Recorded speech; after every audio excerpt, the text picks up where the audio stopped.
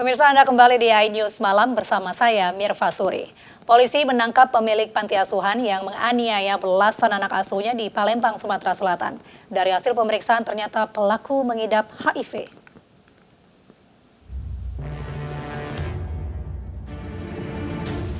Viral sebuah video di media sosial, seorang pemilik panti asuhan menganiaya 18 anak asuhnya di Panti Asuhan Fisabilillah Al-Amin di Kecamatan Ilir Timur 2, Palembang, Sumatera Selatan.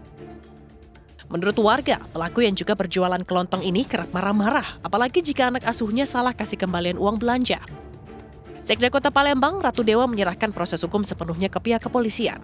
Kini 18 anak asuh tersebut dipindahkan ke Dinas Sosial Kota Palembang. Dari sisi penampungan anak-anak dan lain sebagainya yang menjadi tanggung jawab kita sudah koordinasi dengan Dinas Sosial Kota maupun Provinsi untuk mencari tempat penampungan dan itu sudah kita siapkan. Oh, berarti akan dipindahkan anak-anak itu?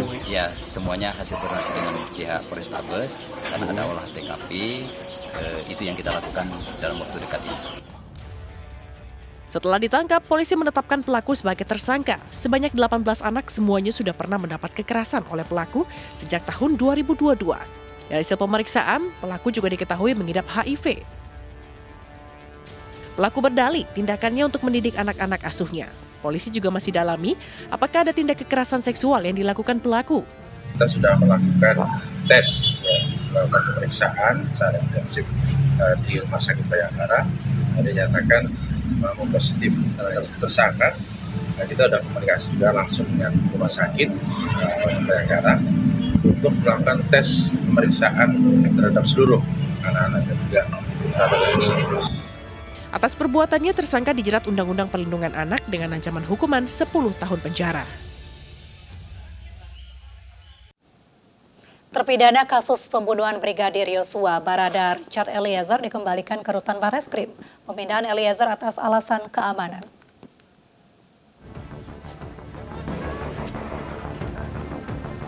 Richard Eliezer dibawa ke Bareskrim Polri dengan pengawalan ketat sejumlah anggota Lembaga Pelindungan Saksi dan Korban atau LPSK. Eliezer dikembalikan dari Lapas Salemba ke Rutan Bareskrim Polri berdasarkan rekomendasi LPSK dengan pertimbangan keamanan. Sebagai justice kolaborator, Eliezer berhak ditahan terpisah dari tahanan lain. Meski menjalani masa hukuman di Rutan Bareskrim Polri, status Eliezer tetap warga binaan Lapas Kelas 2A Salemba. Proses dari Rutan Salemba kembali kepada Rutan Bareskrim semua berjalan lancar, baik, dan ini sesuai dengan rekomendasi dari Lembaga Pelindungan Saksi dan Korban mengingat Richard Eliezer adalah sebagai justice collaborator, jadi sesuai dengan peraturan perundangan dan juga sudah berkoordinasi dengan Kemenkumham dalam hal ini Ditjenpas Pemasyarakatan dan juga dari Lapas Salemba tadi sudah kembali ke Rutan Bareskrim. Sebelumnya, Senin siang, terpidana Richard Eliezer sempat dibawa ke Lembaga Pemasyarakatan Salemba, Jakarta Pusat. Dibawanya Eliezer ke Lapas Salemba untuk menjalani eksekusi atas putusan Majelis Hakim Pengadilan Negeri Jakarta Selatan yang menjatuhkan vonis pidana penjara 1 tahun 6 bulan atas kasus pembunuhan Joshua Huta Barat. Tim Liputan iNews melaporkan. Badan Usaha Milik Negara melalui ID Survey yang dipimpin PT Biro Klasifikasi Indonesia menjalin kerjasama dengan Bursa Efek Indonesia untuk mereaktifkan karbon trading. Kerjasama untuk mengembangkan dan menyelenggarakan pasar karbon di Indonesia.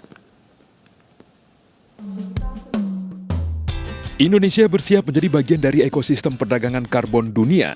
Langkah strategis dilakukan Kementerian Badan Usaha Milik Negara dengan menggandeng Bursa Efek Indonesia untuk mereaktifkan karbon trading.